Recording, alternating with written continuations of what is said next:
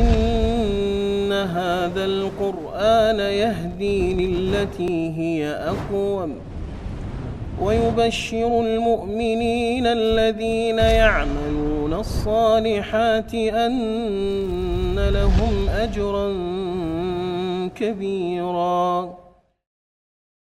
بسم الله والحمد لله والصلاة والسلام على رسول الله.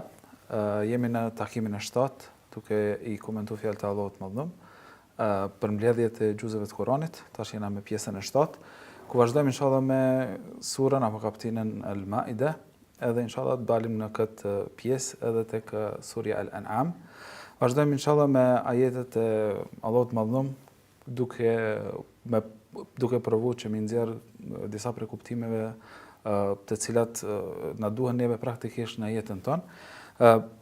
Bashkë me mua në këtë takim janë edhe dy hoxhallar shumë nderuar si zakonisht, është Hoxh Mirsimi edhe është Hoxh Blerimi.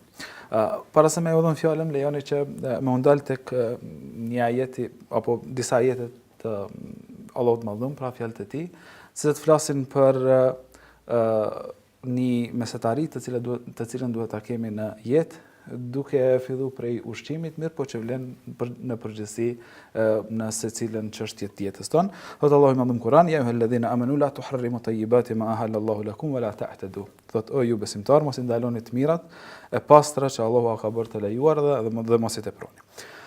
Ky ajet në bazë një numri të madh të mufesirëve ka zbrit si shkak I atyre tre njerëzve që është tregimi I njohur kur kanë shkuar tek pejgamberi sallallahu alaihi wasallam, edhe kanë pyet për adhurimin apo jetën që ka organizuar pejgamberi sallallahu alaihi wasallam, rrjedhimisht ju ka duk që adhurimi I pejgamberit sallallahu alaihi wasallam nuk është edhe I mjaftueshëm, pastaj ka transmetime të ndryshme për zotimet e tyre. Njëri prej tyre ka thënë që do të falem shumë natën, s'do të flej, tjetri do të agjeroj gjithë jetën, s'do të ha, dhe tjetri s'do të martohem në kuptimin që do të izolohem me adhurimin e Allahut Madhëm. Rrjedhimisht pejgamberi sallallahu alaihi wasallam na ka treguar që kjo rrugë nuk është rruga e duhur dhe na ka treguar që mesetaria është ajo që kërkohet, dhe në këtë formë Allahu I Madhëm pra e potencon këtë pjesë në Kur'an që më mbet mësim edhe për neve deri në ditën e Kiametit. Pra nëse I analizojmë këtë fjalë të Allahut Madhëm, e shohim që në fe kërkohet ekuilibër. Nuk don shtrëngim, nuk don teprim. As në hedonizëm, që është dhënia pas kënaqësive të Allahut, dhënia pas kënaqësive, pra një jetesë që vetëm me u kënaq, pra me haru pjesën shpirtërore, thjesht me ofru mas kënaqësive, e as asketizëm I teprum, që është lënia, domethënë menjane e dunjos në tërësi, e që është e gabuar gjithashtu. Pastaj pra e dim që halali është I lejuar, prandaj s'ka nevojë edhe me ndalu vetes. Këtu e kam në parasysh edhe një ngjarje që transmeton Mesruku, tregon për një burr I cili ka shkuar te Abdullah ibn Mesudi, edhe kur është sjell një ushqim aty, Abdullah ibn Mesudi I ka thënë afrohu edhe merr për ushqimit. Ai I thotë që unë jam betu që nuk e ha këtë ushqim. Atëherë Abdullah ibn Mesudi I thotë, haj ushqimin edhe bën kefaret, pra për shkak të shkeljes së premtimit. Edhe ja citon këtë ajet: "O ju që besuat, mos I ndaloni të mirat e Allahut, pra të mirat e bukura dhe të mirat që I ka lejuar Allahu." Këtu Hoxh Blerim duana me pas parasysh se mas këtij ajeti vijnë ajete tjera ku Allahu I Madhëm pra na tregon që besimtarët betohen. Mirpo jo çdo herë betimi është I drejtë, jo çdo herë duhet me u betu. Pastaj ka dhe raste kur betimet shkelen. Çka na mëson Allahu I Madhëm përmes ajeteve të surës Al-Maida në raport me këtë? Po, hoxha, Allah shpërbleft, me një herë pas atij ajetit kur Allahu I lartësuar na I thirr besimtarët që ti mos I ndalojnë ato ushqime çfarë Allahu I lartësuar jo ka leju. Allahu I lartësuar përmend një ajet tjetër me një herë dhe përshtatet me këtë ajetin paraprak për shkak se njerëzit përgjithësi për mi ndalu vetes diçka janë betu. Dhe Allahu I lartësuar tani e tregon dispozitën e betimeve, dhe kur Allahu I lartësuar I merr në hesab, kur I merr në llogari këto betime, kur ndeshkon dhe kur nuk ndeshkon. Dhe pastaj I tregon Allahu I lartësuar se si besimtari duhet të jetë I kujdesshëm ndaj betimeve. Dhe thot Allahu: "La yu'akhidhukum Allahu bil-lagwi fi aymanikum, walakin yu'akhidhukum bima aqadtumul ayman." Allahu I lartësuar nuk I merr në konsiderat ato betime të cilat I keni bëu pa qëllim. Dhe këtu shohim se betimet kanë të bëjnë me zemrën. varësisht se kur je i vendosur për ato betime apo jo, kur e ke me plot mend dhe kur e ke vetëm si fjalë goje. Është fjala për qëllim ato betime që kur të pyet dikush, a ke qenë këtu? Po valla isha, jo valla nuk isha, këto fjalët të cilët shoqërohen me një përgjigje dhe përmendet emri i Allahut të lartësuar, sikur nuk përmendet me qëllimisht për betimin për të cilin Allah i lartësuar ndëshkon apo merr në llogarinë ato. Pra është betim që shqiptohet, mirë po besimtari nuk e synon. Pra nuk e ka. Pikërisht, është betim që shqiptohet, është si fjalë goje, mirë po nuk e ka besimtari qëllimisht betimin e plot për të cilin zotohet për një çështje në të ardhmen. Pra këtu e kemi të qartë se nëse shikojmë betimet ndahen në 3 kategori. Betimet të cilat bëhen jo qëllimisht, janë ato si fjalë goje, jetës të përditshme, megjithatë besimtari edhe në këto raste duhet të jetë i kujdesshëm sa të ketë mundësi. Betimet të cilat besimtari to të parat. E dyta, betimet të cilat janë ato për çështje të ardhmes, ku besimtari me plot mend betohet që këtë çështje do ta bëj, këtë çështje nuk do ta bëj. Janë premtime, të cilat i shoqëron me betim. Pra, premton për diçka të ardhmen duke u betuar. Sakt. Premton Allahut në një forme e shoqëron atë premtim me betimin në emrin e Allahut, duke përdor wallahi, billahi, duke përdor fjalën për Allahun, e kështu me radhë, varësisht siç nën kuptohet betimi në gjuhën e një populli. Pasha Zotin, pasha Allahun, do ta bëj këtë, pasha Allahun nuk e bëj këtë. Dhe nëse e kemi plot mend, atëherë nëse e thyen atë betim, atëherë duhesh ta shpaguash atë. Kjo është pra kefaria që përmendet. Kjo është ajo kefaria për të cilën përmendet në ajetin Kur'an. Dhe nëse shikojmë cili është ai kefareti apo shpagimi i këtij betimi, është që Allah i lartësuar këtë shpagim e ka marrë vetë përsipër duke e sqaruar fjalë për fjalë se cili është kefareti apo shpagimi i këtij betimi. Dhe thot Allah i lartësuar në Kur'an, fa kafaratuhu it'amu 10 masakin. E para është mi ushqy 10 të varfër. Pra shpagimi për një betim të papërmbushur, një premtim i shoqëruar me betim, është njëri prej shpagimeve është ushqimi 10. Ushqimi 10 të varfërve. Dhe pastaj Allah i lartësuar thot min awsati ma tut'imuna ahlikum. Prej atij ushqimi mesatar që i ushqeni anëtarët e familjes juaj. Pra as ushqimin më të dobtin, po as atë më të shtrejtin, po një ushqim mesatar me të cilin ju ushqeni familjen e juaj, ti ushqeni 10 të varfër. Dhe këtu e kemi Allahu i lartësuar ja ka dhënë besimtarit në rast që betohet edhe shkelat betim apo betohet për një çështje për shembull është e pëlqyeshme në fe, apo betohet për një çështje që nuk do ta veproj. Megjithatë është e pëlqyeshme në fe, preferohet që ta thyen atë betim e ta bëj atë vepër të pëlqyeshme. Sikurse rasti që përmendëm për tek Abdullah ibn Mesudi, i cili e ka privu veten për një ushqimi që ai ka pas lejuar, edhe pra i thotë Abdullah ibn Mesudi që do të prish betim. Po, me prish betim. Duke e shpagu, duke i ushqyer dhe të varfër me ushqim apo duke i blen këtë rast veshmbathje për 10 të varfërve dhe lirimi i një robi nga slllavëria. Kur jemi tek ushqimet duhet të jenë nga ushqimi i popullit dhe ushqimi është për qëllim, si e përmendi Ibn Qudame, duhet të jetë ushqim dhe jo vlerë monetare, për shkak se rolin të cilën Allah i lartësuar përmend në ajet është ushqim. Edhe këtu e shet objektiven e madhrimit të fesë Allah dhe dispozitave dhe shpagimit të tyre që ti të kërkosh ushqimin, ti kërkosh të varfrit dhe t'ja u japësh atë ushqim. Sa kthehet kur e kupton të mirë të shoqërisë. Po, të mirën e shoqërisë. Pastaj veshmbathje dhe kanë përmendur dietarët se sa është ajo sasia apo kufiri këtu në rrobave, kanë thënë disa prej dietarëve që duhet të jetë sa mbulon avretin e dikujt që ta fal namazin. Pra rrobat e zakonshme të cilat i vesh dikush sa që mi fal namazin, mi pas namazin e pranueshëm, apo lirimin e një robi nga slllavëria që për kohën e sotit nuk janë të mundshme. Pra është zgjedhje ose duhet to 3 janë zgjedhje. To 3 përmendëm, duhet falni 3. Domethënë është ushqimi, veshja apo lirimi i një robi. E nëse këto 3 nuk plotësohen, nëse nuk arrijnë, atëherë kalon tek agjërimi. Agjërimi i 3 ditëve të një pasnjëshme. Allahu i lartësuar thot në Kur'an, fa men lam yajid, kush nuk i gjen ato 3 para, pra as është i varfër, nuk ka mundësi blej ushqim, apo nuk e mund të arritë blej veshmbathjet, nuk gjen rob të lirën, atëherë kalon tek agjërimi, që është 3 ditë të një pasnjëshme. Dhe pastaj Allahu i lartësuar thot, dhalika kafaratu aymanikum idha halaftum, kjo është ai shpagimi i atyre betimeve të cilët i keni shkel, wahfadhu aymanakum. Dhe Allahu i lartësuar e përsërit atë urdhën që të jemi të kujdesshëm në çështjen e betimeve. Dhe shohim këtu në çështjen e betimeve, përveç që besimtari duhet të jetë i kujdesshëm ti përmbush ato betime apo ti shpaguaj me përpikmëri, duhet të je kujdesshëm një çështje çfarë është e përhapur fatkeqësisht në popullin ton, është betimi në diçka tjetër posa Allahut të lartësuar.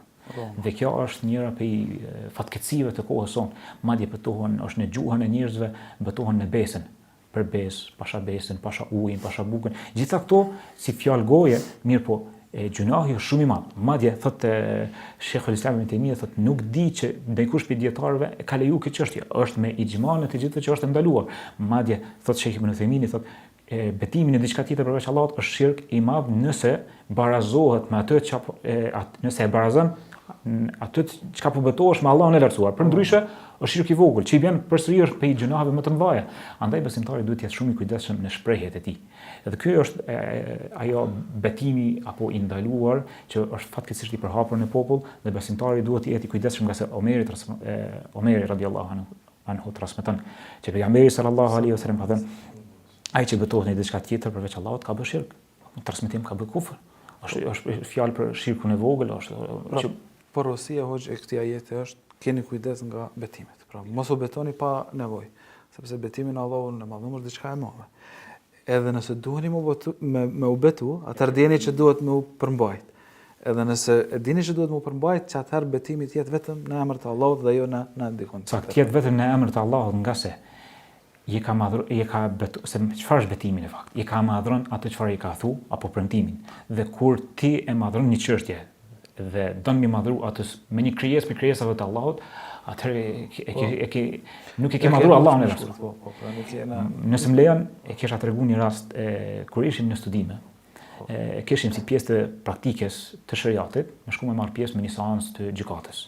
Dhe përveç pra, nëse shikojmë cilat janë ato 3 llojet e betimeve, ke betimi i parë që nuk merret në konsideratë, është fjalë goje, betimi që merret në konsideratë dhe duhesh ta shpaguash, dhe betimi i rrejshëm.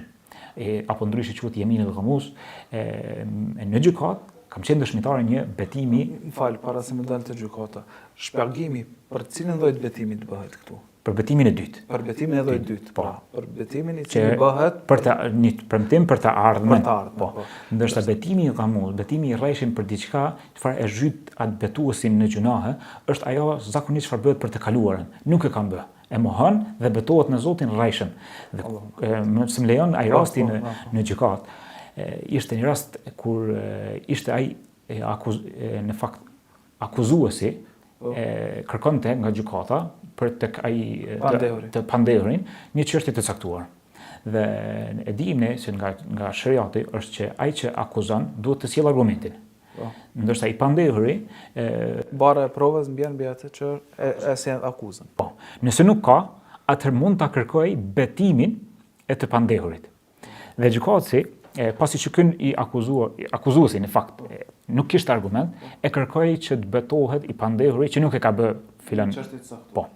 Dhe gjykatësi në atë rast asnjëherë nuk e kam përjetuar madhrimin e betimit sikurse në atë rast.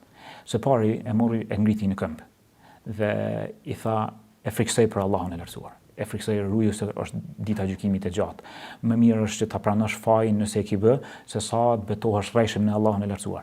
Dhe pastaj e urdhëroi që të betohet yemin el mughallava, betim i shumëfisht me emrat e Allahut të lartësuar dhe cilësitë e tij. Ishte tërqethës, domethënë aq dëshiroja që ta pranonte fajin e mos betohej ashtu. Nga betimi që tha, u ngrit në këmbë dhe tha la ilaha illallah, alimul ghaibi wash shahada, u betu duke përmend emrat e Allahut të shumëfirë, se dhe atribuohen për dijen e plotë të Allahut, i cili ditë të fshehtë. Si që e një të dukshme dhe të padukshme, i një thellësitë të zemrave dhe e përsëriti disa herë. Po para se të shprehte këtë fjalë, gjykatësi i tha, është më lehtë që ta pranosh fajin nëse ke bë, dënohesh për pak në këtë dunjë se sa të ndeshpëton në shpëtim. Se sa të ndeshkohesh nëse ka bën rrejshëm. Pikërisht. Kjo ishte njëra prej mësimeve që e kisha për shkak të madhrimit të betimit dhe besimtari duhet të jetë i kujdesshëm se të mos ta ketë betimin si fjalë goje për çështje të imta të jetës së kësaj bote. Allah shpërblet hoxh. Hoxh mirësim, të kalojmë tek pjesë tjera, pra pak a shumë e theksum rëndësinë që e ka betimi, edhe kjo është për shkak të betimit që e bëjmë në Allahun e Madhëm. Po Allahu i lartësuar disa prej gjërave në këtë botë i ka bërë të shenjtë dhe i ka zgjedhur. Prej tyre është edhe çabja edhe në këtë vargun e ajeteve përmenden në një formë shumë të bukur. Çka mund me nxjerr prej kësaj, në mënyrë që me zbatu pastaj edhe me jetësu në përditshmëri. Faleminderit. Saktësisht qabja në narrativën kuranore vën si kible, vën edhe me domethëniet e veta që dihen për muslimanët, madje ndoshta dihen edhe për të tjerët se është pjesë e kulturës së përgjithshme dhe të tjerët me njoftë se muslimanët e kanë qabën të shenjtë. Mirpo në ajetin që e ki fjalën hoxhë nderuar, është një pjesë që besoj na animon shumë për me reflektuar tek një domethënie shumë madhështore. Allah subhanahu wa taala në këtë ajet e përmend që qabën edhe shtëpinë e shenjtë, edhe muajt e shenjtë, edhe qurbanët që therrën për Allahun gjatë haxhit, thotë i ka bë qiyamen linnas. I ka bë ngritje për njerëzit. I ka bë ngritje për njerëzit. Fjala qiyam është shumë e rëndësishme munal të fjala qiyam. Po të edhe ajetin komplet. Ja'ala Allahu al-Ka'bata al-Bayt al-Harama qiyaman lin-nas. Allahu shtëpinë e shenjtë, qabën, xhaminë e shenjtë e ka bë qiyaman lin-nas. E ka bë ngritje për njerëzit. Ka një mori interpretimesh, po të gjitha sillen të një domethënie që është shumë interesante. Sikur se na thot Allah subhanahu wa taala, për sa kohë që adhurohet Allahu tek shtëpia e shenjtë, njerëzit do të ekzistojnë.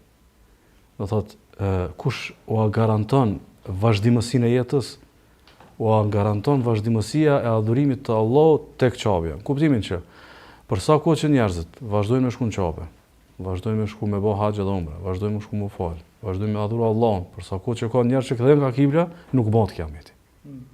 Domethënë qiyamen linnas është për qëllim ngritjen, kuptimin e arsyes së vazhdimësisë ose arsyes së vlefshmërisë e ekzistimit të tokës. Për arsye ne kemi ato transmetimet që kur nuk ngel kurkush në tokë që e përmend Allahun, Zoti e bën kiametin. Në kuptimin që kjo botë mos vlen. Pse vlen me ekzistu bota? Vlen sa lo ka dikush që të përmend Allahun. Prandaj është një domethënie që kanë përmendur disa autorë që në një farë forme pabesimtarët na janë borxhli, kushtimisht thonë. Sepse ata edhe bota, edhe dielli, edhe gjithçka këtu në tokë vazhdon se ekzistuari me lejen e Allahut, shkaku se në tokë adhurohet akoma Allahu subhanahu wa taala. Pra, për aq kohë derisa ka njerëz që bëjnë tavafin qabe, i cili nuk nalet. Se janë disa paralajmërime fetare, domethënë që kanë të bëjnë me fundin e kohës, që rrënimi i qabës e kështu me radhë, e që është në përputhshmëri me këtë domethënie, që kur në qabja braktiset, njerëz nuk e adhurojnë Allahun. Nuk ekziston riti i vizitimit të këtij vendi të shenjtë, i bie që botës më është ofruar fundi. Mirë po. Përpara se ndoshta me nxjerr vetëm këtë domethënie kushtimisht thonë si profesore, është e rëndësishme me kuptuar që adhurimi i Allahut subhanahu wa taala e bë ka me vlerë tokën.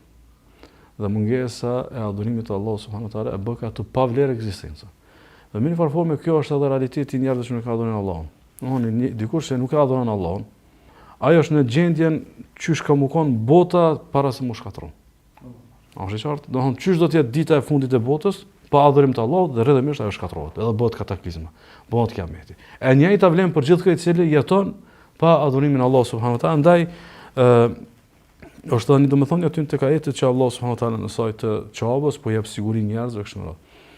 Siguria ka të bëjë me pjesën që jena të garantuar që nuk do të shkatrim një man. Dhe në një farë forme njerëzit që nuk e adhurojnë Allahun subhanuhu teala janë të pasigurt. Ndaj njerëzit kur kanë guxim me braktisë adhurimet ose kanë guxim me jetu pa adhurime, është mirë me spikat pikërisht këtë domethënie. Domethënë ti je i sigurt në braktisjen e diçka që të jep, do thotë ta humb garancionin e përjetshëm, që domethënë xheneti i Allahut subhanuhu teala, po edhe në dynjë garancionin për hidhurimin të Allahut subhanuhu teala. Ndaj disa prej domethënieve fetare nuk duhet me u lexuar me këtë kurreshtjen e njerëzve për shenjat e fundit. Sa duhet ato shenjat e fundit me këtyre shenjat e sotme. Domethënë, shenja e fundit është që bota shkatërrohet pasi të humb besimtari i fundit. Atëherë, a nuk është e shkatërruar me një shtëpi pa besimtar? A nuk është e shkatërruar me një shoqëni pa besimtar? A nuk është një rreth shoqëror i shkatërruar? Për shembull, dikur fjala bie, për shembull, thotë nuk jam i lumtur me rrethin shoqëror.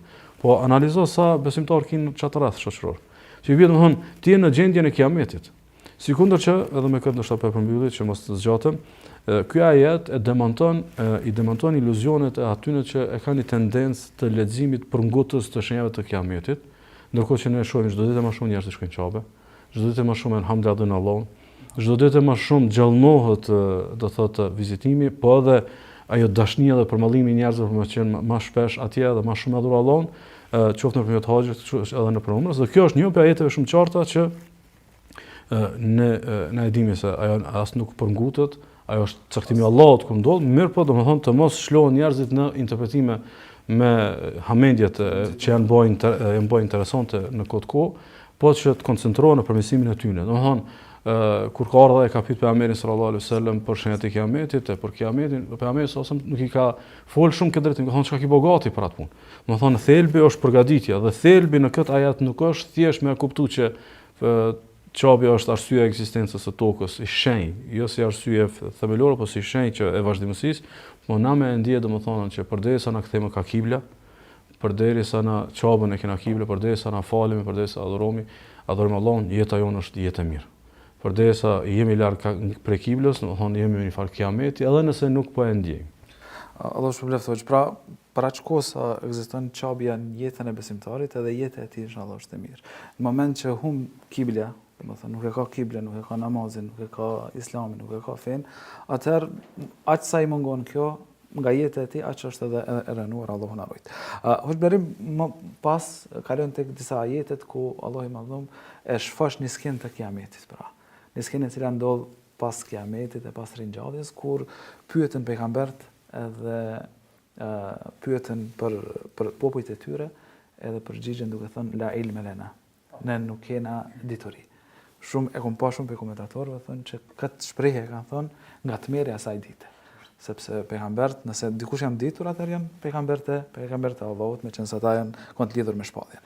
Dhe pastaj është edhe dialogu me Isain alayhis salam, ku flitet për përgjithësinë profetike dhe shmangjen e teprimit në dashuri që çon në pretendimet e hynizimit. Pra shkon deri jashtë. Çka më thënë më shumë për këtë pjesë? Pikërisht Hoxha këtu janë ajetet e fundit të surës Maide, ku Allah I lartësuar përmbyll tregimin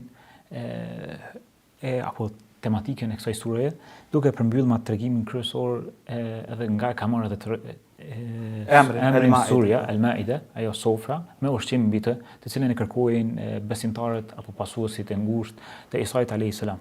Në fillim të këtyre ajeteve Allah I lartësuar tregon këtë skenë nga dita e gjykimit që do të ndodhë.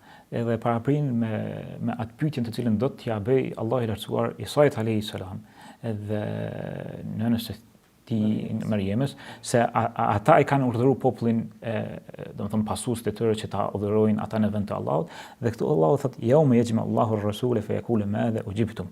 Kur Allah I lartësuar do t'i bashkojë të dërguarit, pejgamberët, do të pas të ringjalljes dhe do t'i pyet si janë përgjigj popujt e juaj. Kjo përgjigje tyre qalu la ilma lana. Nuk kemi një dituri. Si nuk e dim kur ata janë ballafaquar me popujt e tyre. Një jetë kanë pas vazhdimisht. Kjo është bën nga dietarët I kanë jap dy përgjigje. Njëra është nga tmerrët të cilët I shohin nga dita e gjykimit dhe gjithsesi cili është I preokupuar me gjendjen e vet nefsi, që ka ardhur në hadithe të tjera kur njerëzit shkojnë tek ulul azmi, shkojnë te Ademi, te Nuhi, Ibrahimi dhe kërkojnë që të fillojnë ndërmjetësimi, gjithsesi cili prej tyre thonë nefsi përveç Isa që nuk përgjigjet, pastaj Isa thot nefsi, pastaj pejgamberi sallallahu alaihi wasallam thot unë jam ai dhe I jepet leja për ndërmjetësim. E dyta përgjigje pra e para është nga përgjigja nga tmerrët asaj dite, nga frika që për të cilën Allah I lartësuar është zemruar në atë ditë sikur sa asnjë ditë më herët dhe nuk do të zemrohet në asnjë ditë tjetër posa asaj dite sikur sa atëherë.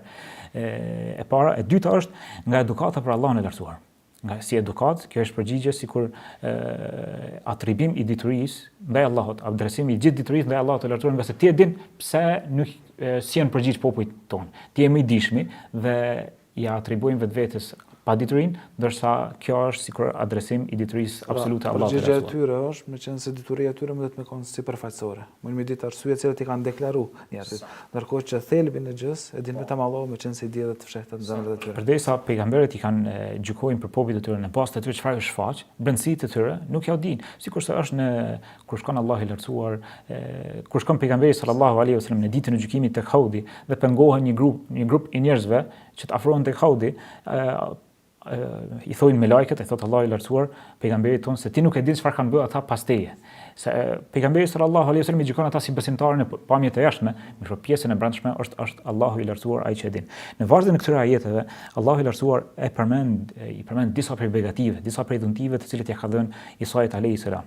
Mirë, por çfarë vjen në sy është që sa herë që Allahu I lartësuar ja kujton këto begati Isis alayhis salam. Me një farformë është duke ja kujtuar pejgamberit ton sallallahu alaihi wasallam ato mrekulli, ato begati që ja ka dhënë, dhe këtu e shohim se vazhdimisht e nënvizon një çështje. Sikurse i fryn ato shpez me lejen time, bi idhni. Vazhdimisht thot bi idhni.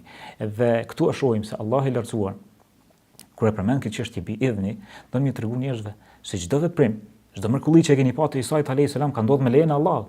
Pse po e atriboni më shumë? Pse po ngritni më shumë një pejgamber që ka qenë i dërguar tek ju, më shumë se sa çdo mrekulli që ka bërë që mi dëshmu fuqinë e Allahut të lartësuar, jo mi atribu vetvetes. Dhe vazhdojnë ajetet deri në fund, saqë Allahu i lartësuar e përmend çështjen e besimtarëve, hawarionëve, apo shokët e ngushtë të Isait alayhis salam, të cilët ja kërkojnë një mrekulli ta shohin me sytë të tyre. Cila është ai mrekulli? Kërkojnë t'ju sjell Allahu një sofër me ushqim në të. T'ju zbret nga qielli. Dhe Isa alayhis salam i frikson, i kërcënon një farforme, thotë keni mendje çfarë po kërkoni? Se popujt e mëhershëm, kur i kanë zbrit shenjat haptazi, e nuk i kanë besu, jenë përfshin nga dënimi. Dhe kjo është ajo frika Isës alayhis salam për popullin e vet. Një farforme tjetër, sikur pse s'ju mjaftojnë të gjitha këto argumente dhe po kërkon një shtesë. Mirë po hawarionët, sipas disa komentimeve, kanë kërkuar që t'ju ngritet grada e bindjes edhe më lart, edhe më shumë, që të arrijë një farprehje të zemrës të tyre në besimin në Isën alayhis salam, dhe po ashtu t'ja kallëzojnë të tjerëve se çfarë mrekullie kanë përjetuar ata me sytë të tyre. Si rasti Musait alayhis salam pak a shumë, pra aliet me në qalbin, nuk që më u qetësu zemra. Sakt, njëjtin e ka thënë edhe Ibrahim alayhis salam, ndërkohë që Musa alayhis salam i ka pa ato mrekullit pamore, hapjen e detit, gjitha ato mrekulli, dhe këta kanë dashur mi pa me sytë të tyre një mrekulli tjetër. Dhe Allahu i lartësuar në fund të këtyre ajeteve dhe për fund mos ta zgjas, i thot Allahu i lartësuar i drejtohet Isës alayhis salam. Dhe këtu e kemi ne një mësim. Së pari, kur Allahu i lartësuar do t'i mbledh pejgamberët dhe do t'i merr një pyetje, ne duhet ta kujtojmë se si do të jetë çështja jonë në ditën e gjykimit kur Allahu i lartësuar do të na ringjallë dhe do të na merr në pyetje. Dhe pastaj në fund Allahu i lartësuar këtu te Isa alayhis salam i thotë: "Anta qulta lin-nasi ittakhadhuni wa ummi ilahayn min dunillah."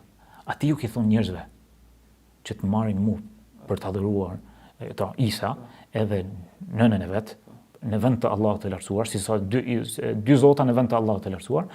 Atëherë Isa alayhis salam e tregon atë haptazi, atë edukatën me Allahun e lartësuar dhe i thot: "Qala subhanak."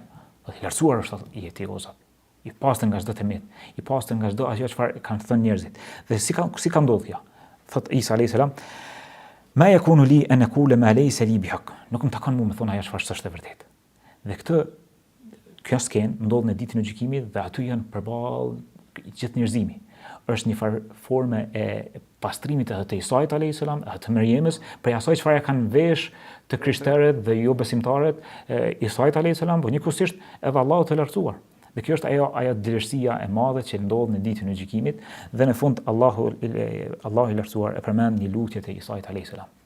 Një lutje me të cilën e ka bërë dhe pejgamberi sallallahu alaihi wasallam në hadithin e saktë, i cili është fal natën dhe e ka bërë këtë lutje të Isa alayhis salam, ku thot: "In tu'adhibhum fa innahum ibaduk wa in taghfir lahum fa innaka antal azizul hakim."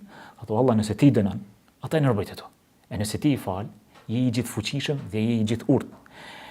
Domethënë, pse Allah i lartësuar e përmend këtë lutje të Isait alayhis salam në fund me këta dy emra të bukura, El Aziz dhe Hakim. Se nëse ti i fal, ti je i gjithë fuqishëm. Nëse ti i fal, ata në rrobët, nëse ti i dënon, ata në rrobët e tu. Po nëse i fal, nuk je ka bën nga paaftësia jote, po nga se ti je i gjithë fuqishëm dhe i fal me urtësinë tënde dhe me fuqinë tënde. Dhe pejgamberi sallallahu alaihi wasallam njëjtë është lutur dhe ka kajt me këtë ajet për një kohë të gjatë, derisa Allah i lartësuar ka dërguar Xhibrilin te pejgamberi jon. Dhe i thot: "Pyete se çfarë ke", ndërkohë Allah i lartësuar ka qenë më i ditur për gjendjen e tij. I thot: "Ummeti, umeti jam." Atëherë Allah i lartësuar ja dërgon atë përgëzimin dhe i thot: "Ne do të bëjmë të kënaqësh me gjendjen e umetit tënd dhe nuk të bëjmë të dëshpërohesh apo të mërzitesh me gjendjen e tjerë." Allah është përbleft hoç, kjo është padyshim që është një pjesë inkurajuese për gjithë shikues, për gjithë besimtarët, edhe është motivim shtesë që me kërku kënaqësinë e Allahut më dhëm në forma të ndryshme, ashtu që na mësoi pejgamberi sallallahu alaihi wasallam. Këto ajetet janë të fundit, ka fundi pra përmbyllet me kaq surja Al-Maida, apo spaku për neve, pra përmbyllet me dalim inshallah tek surja Al-An'am, e cila është pra njëra prej surave mekase, edhe është interesant se sura Al-An'am pra ka zbrit komplet. Nuk është sure e shkurt, po ka zbrit për një herë dhe ka zbrit në Mekë.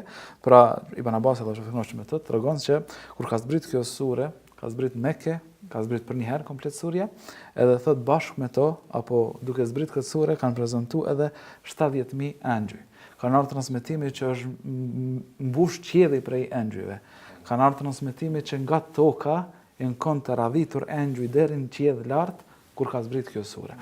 Pra u kon një manifestim i madhështisë Allahut mëndum, një manifestim i gëzimit të engjëjve për një begati të madhe që po i zbret njerëzve në tokë. Madje transmetohet prej Esmës, vajza e Jezidit, pra Esma bint Jezid, thot kur ka zbrit pejgamberi sallallahu alaihi wasallam surja Al-An'am, thot unë jam kon duke mbajt atë kapistën apo karpeshin e devës, edhe pejgamberi sa u kon në deve, thot ka dosh me i thy eshnat e devës prej madhështisë që ka pas, që ka kjo sure, duke i zbrit pejgamberi sallallahu alaihi wasallam. Thot kanë qenë duke ju shtyp eshnat e devës prej madhështisë që ka kjo sure. Edhe kjo s'është e habitshme, s'është e çuditshme, meqense kjo sure pra koncentrohet në tauhidin e Allahut mëndom.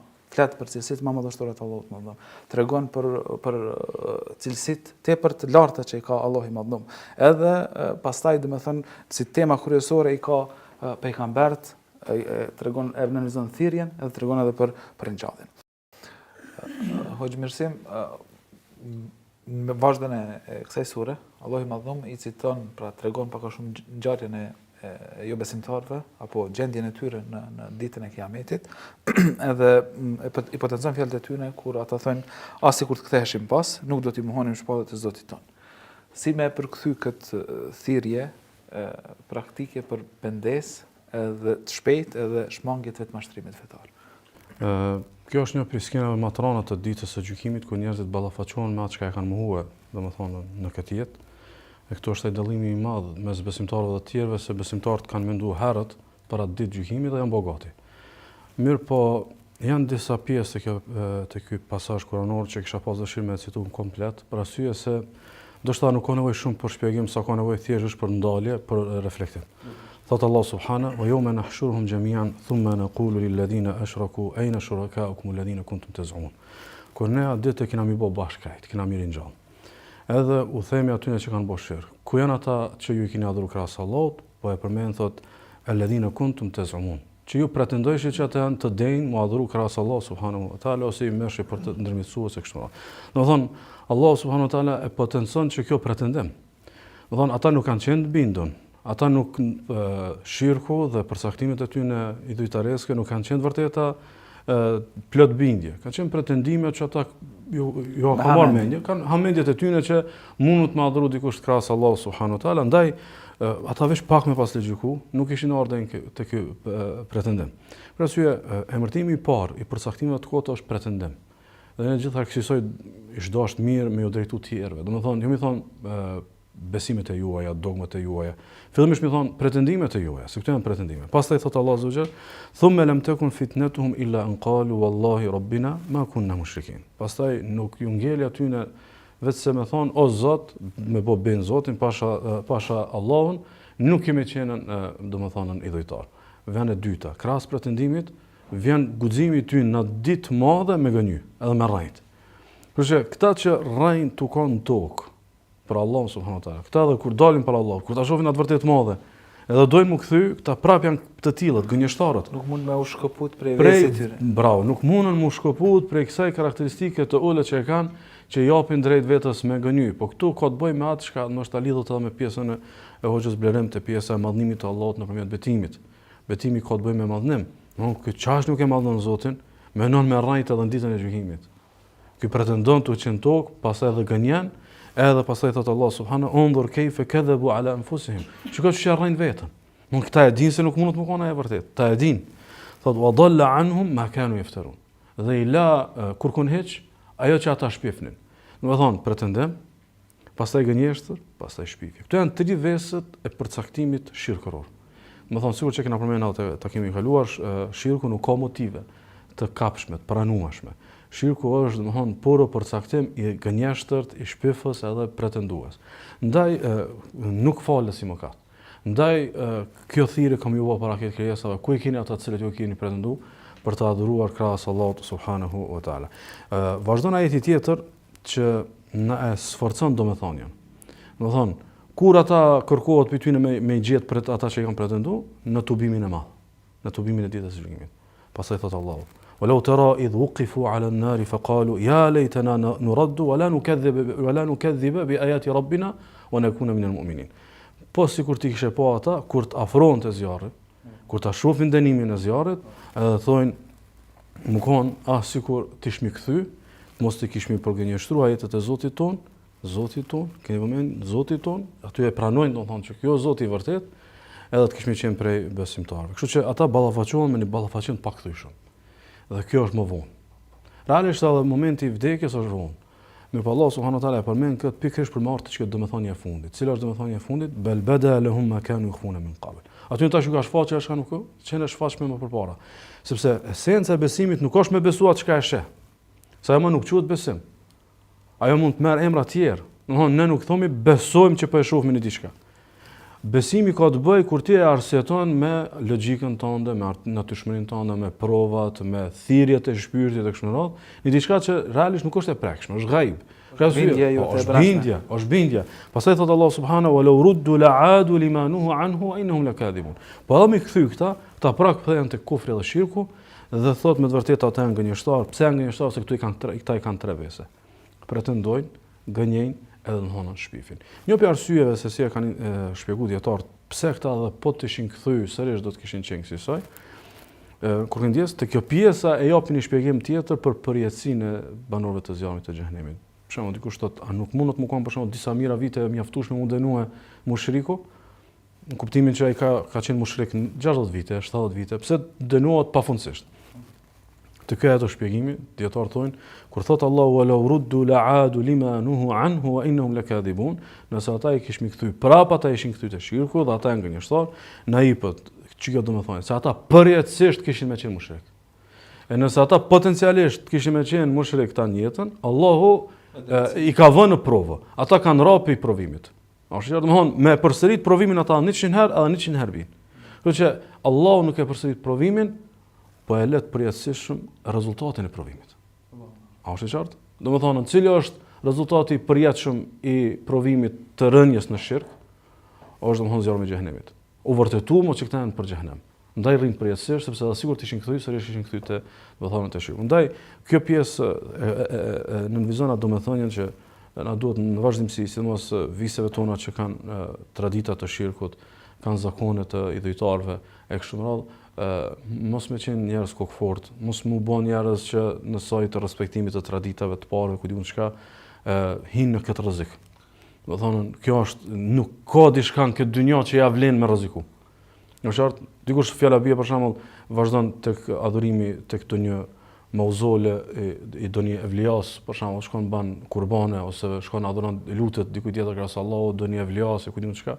Do thonë, pse ta respektojmë ndoshta traditën e shtëpisë ose të fshatit ose të atij përcaktimit çka ata e kanë si fshati ku diun çka, a ja vlen diçka të jetë e kësaj natyre për një kësi dënimi domthon të përjetshëm. Është çmim tepër i lartë i cili nuk ja vlen në asnjë mënyrë. Kjo është drejt një thirrje për gjithë shikues që me pas kujdes me i kontrollu vetët e tyre, veprat e tyre, edhe me u pendu në këtë botë derisa ende kemi kohë, e mos më e lënë që pendimin me shty atë gjatë sa që pastaj me dalë për Allahut edhe me thonë sikur të ishim kthy ishim pendu, sepse momenti i pendimit, koha e pendimit nuk është nesër, mirë po është sot edhe është më një herë. Pastaj është mirësim, vazhdojnë Allahu i madhnuar edhe na sjell vëmendje, na sjell pa edhe një pjesë tjetër që ka të bëjë me hipokrizinë e këtyre njerëzve edhe në këtë botë, të cilët nuk janë drejt, nuk janë sinqert as me vetët e tyre, aq më pak me të tjerët, pastaj as me Allahun e madhnuar. E shërë kur janë të ngushtuar në ankth, në gjendje të vështirë, i drejtojnë Allahut me lutje.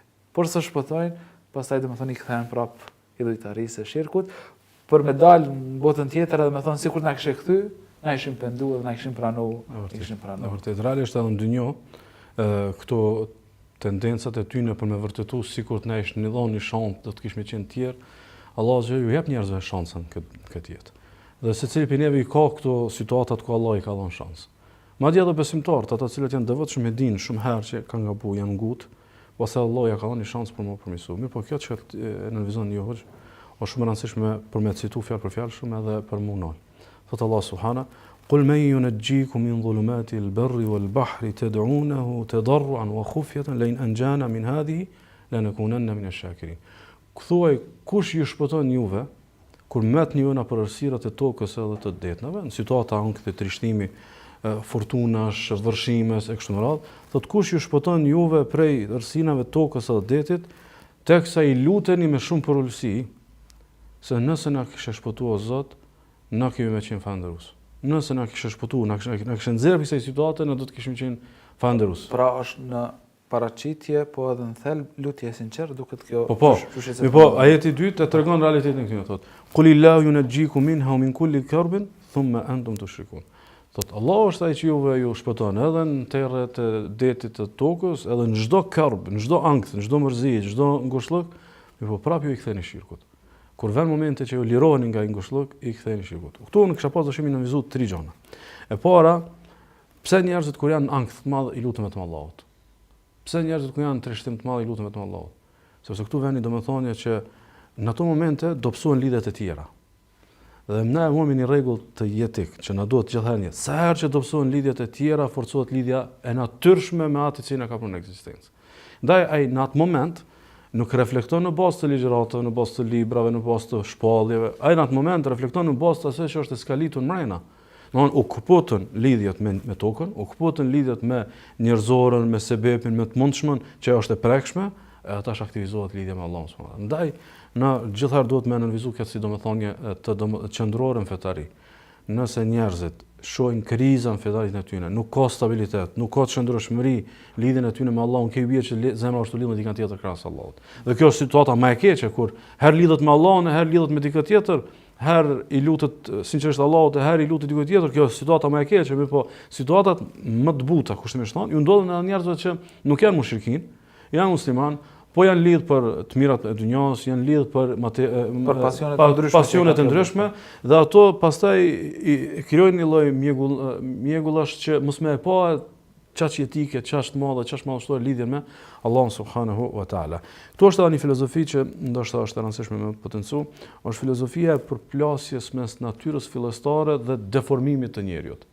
Do thonë njeriu është deformu dhe është përcaktuar te shirku. Është deformu bot kuptimi i tij, është shpërfytyru edhe ka përfunduar te ideja që mundet një krijesë mu adhuru krahas Allahut subhanahu wa taala. Edhe kur vjen, domethënë momenti i të keqës, i sfidës, momenti ku ti e sheh absolutësinë e Allahut që në situatë veç absoluti mundet me të pështu, në atë moment domethënë kjo përplasje mes natyrës fillestare, mes fitrës, edhe mes përcaktimit të gabuar dhe deformuar, pastaj del gardhimtar domethënë natyrshmëria dhe kjo lut vetëm Zotin. I kristalizohet rëndësia, i kristalizohet në diçka që është e skalitur domethënë tek një. Ndaj na duhet këtë me investu në vetvete tona, po tek fëmijët, tek brezat e ri, me ja urrit natyrshmërinë. Sa më shumë që i ruhet njerëzve natyra fillestare, aq më predispozuar janë për me u nënshtruar tek Allahu, edhe tek të vërtetat e Allahut dhe kuptohet thirrja është që njerëzit mos mu përcaktuhen fetari edhe në domethëniet e sakta përkohësisht. Se ti shkon për përkohësisht, këta në momentet e trishtimit kanë qenë shumë sinqert. Sigur se e kena rastin e ikrimës, kur sepse ka qenë jo jam nistum pi pejgamberit sallallahu alaihi wasallam, edhe që të mos ta kape ndërshkimi ligjor i pejgamberit sallallahu alaihi wasallam, e pastaj duhon në një prej dallgave të detit i lutet sinqerisht Allahut, e pastaj Allah e shpëton. E pastaj thotë nëse ky Zot më shpëton në këtë situatë, sigurisht kam shpëtuar në çdo situatë edhe vend te pejgamberi sallallahu alaihi wasallam edhe islamizohet edhe shpëton domthon prej atij ndërshkimit, kuptimin që e ka kuptuar që domthon me që ky është Zoti i madh i vërtet që mu nxjerr prej situatave sikletshme të jetës edhe situatave të vështira, po ky është ai që meriton më adhuru kur na jena në rahati dhe jena në komoditet. E shfrytëzon pra hoxh, më fal që po të ndërprej, e shfrytëzon pra një moment kristalizimit kuptimit natyrshmërisë dhe rëndësisë që e ka raporti i tij me Zotin, edhe e shfrytëzon që seriozisht më vendos edhe me u kthi. Edhe me qenë kthimi i përjashtshëm. Jo i përjashtshëm kuptimin që kur s'ka më pas ndonjë krizë ose në lëkundje. Po nuk ka ripërcaktim.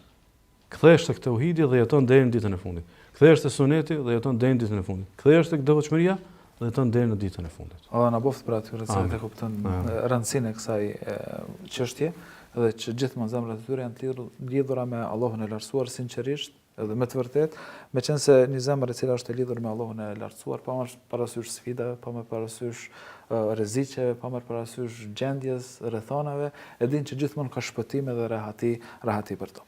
Hoxh Blerim, nëse vazhdojmë tek ajete tjera edhe shohim vargun e profetëve të cilët përmenden në Kur'anin Fisnik. Shohim që ata kanë një fill të përbashkët, një emrus të përbashkët, e që është udhëzimi i tyre. Thirrja e tyre i ka disa emrus të përbashkët pastaj. Edhe ato janë që ajo thirrje në tërsinë e saj, që ajo përmbajtje është për neve një set i normave dhe i rregullave, të cilat nëse i aplikojmë, i kishim pas një shoqëri të rehatshme, një ambient të sigurt, e mbi të gjitha edhe si individ ishim bu njerëz të mirë dhe me moral të mirë. Decisivisht pra çush na drejtohet Allahu i Madhënum që mi pas parasysh këto kuptime. Po që Allah i Lartësuar në vazhdimin e ajeteve të kësaj sure madhështore, pasi që vetëm se e tregoi Hoxha mirësim që Allah i Lartësuar i ka sprovuar njerëzit, i ka vendosur në sprov, tash e sjell Allah i Lartësuar një shembulltyr të njerëzve të cilët e kanë vënë këtë provim me sukses. Dhe tregon se cilët janë këta njerëz të suksesshëm që kanë kaluar me sukses në këtë provim dhe që pejgamberi jon së bashku me sahabët dhe ne si pasues të tyre që t'i pasojmë dhe t'i marrim për shembulltyr këta. Dhe vazhdon Allah i Lartësuar sikurse në asnjë vend tjetër i përmbledh një mori të pejgamberëve me një vend në këtë sure, saktësisht në ajetet 84 deri në 90, pasi që përmend me emra secilin. Pasi që tregon një herë për Ibrahimin alayhis salam dhe vazhdon me ja përmend begatitë apo suksesin që arrin Ibrahimi alayhis salam, tregon Allah i Lartësuar duke i përmend me emër gjithë secilit për këtyre pejgamberëve. Dhe thotë: "Wa habna lahu Ishaqa wa Yaqub", e kemi dhënë Ibrahimit alayhis salam, ja kemi dhënë Ishaqun, Jakubin, kullun hedejna. Dhe nëse shohim se të secili përshkrim për këta pejgamber, Allah i Lartësuar përmend udhëzimin e tyre. Dhe ai emrusi përbashkët i tek grumbull të kjo elitë e njerëzve që Allah i Lartësuar i tregon pejgamberit për i marrë për shembulltyr. Njëkohësisht na tregon neve se këta janë elita, këta janë ata shembulltyra e artë që i kanë të kaluar të gjitha sfidat në këtë botë dhe janë më të shpërblyurit në ahiret. Janë modeli i individit edhe shoqërisë që duhet me ndjek. Pikërisht. Allah i Lartësuar na tregon se begatinë të cilën ja u ka dhënë ka qenë udhëzimi, ka qenë shpallja, ka qenë libri dhe urtësia të cilën ja ka dhënë. Prandaj Allahu thotë: "Ulaika alladhina atainahumul kitaba wal hukma wan nubuwwa."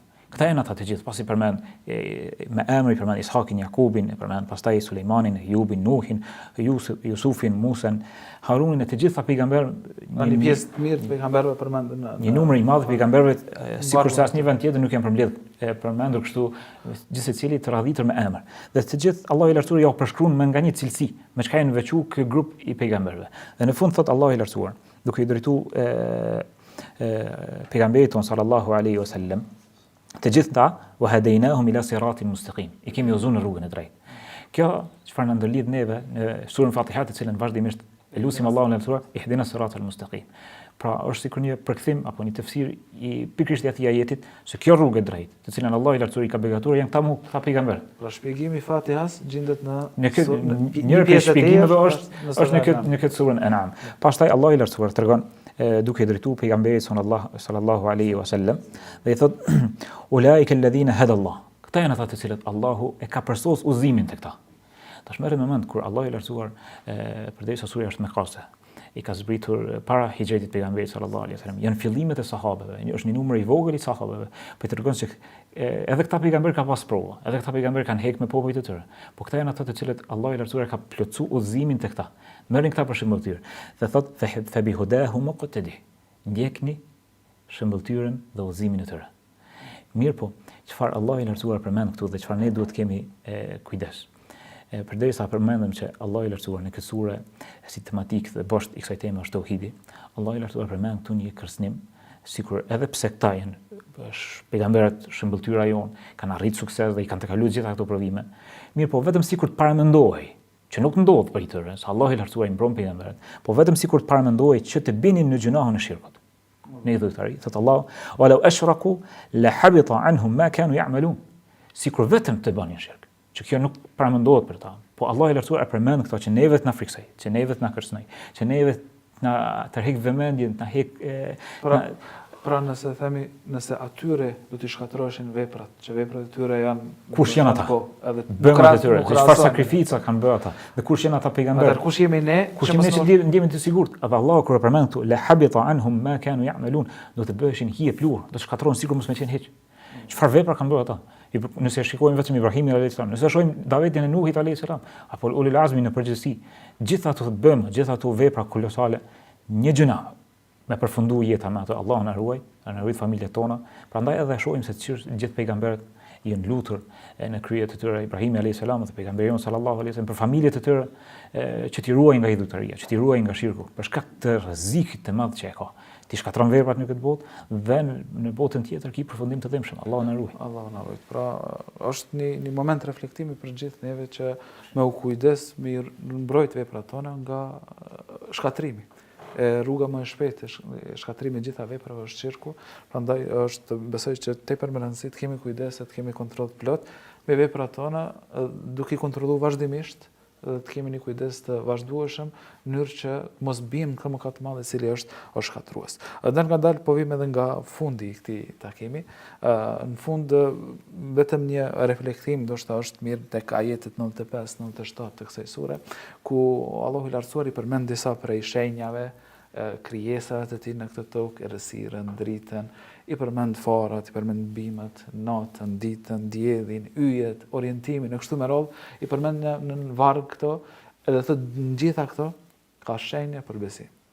Domethënë gjitha këto është një thirrje drejt për drejt e Allahut të Lartësuar për tek njerëzit në përgjithësi me reflektu edhe me pranu ekzistencën e krijuesit, i cili ka sjellë gjitha këto të mira dhe begati për neve, e pastaj me kalu edhe tek veçimi i Allahut në adhurim. Pra, ky takim, nëse e përmbledhim, na ka dhënë një vit drejt me na tregu cilat janë të mirat e lejuara, të cilat duhen mu pasu me mirënjohje, pastaj kemi folë për shenjë të rit, kemi dalë deri tek siguria morale, prej normat e fjalës deri tek përgjegjësia për Allahut të Lartësuar, prej thirrjes profetike deri tek udhëzimi praktik, edhe prej krizës së shirkut tek përjetësia e tauhidit. Kjo është e gjitha për këtë takim. Inshallah takojmë në takimet e ardhshme. Sallallahu ala Muhammedin wa ala ali Muhammed walhamdulillahi rabbil alamin. إن هذا القرآن يهدي للتي هي أقوم ويبشر المؤمنين الذين يعملون الصالحات أن لهم أجرا كبيرا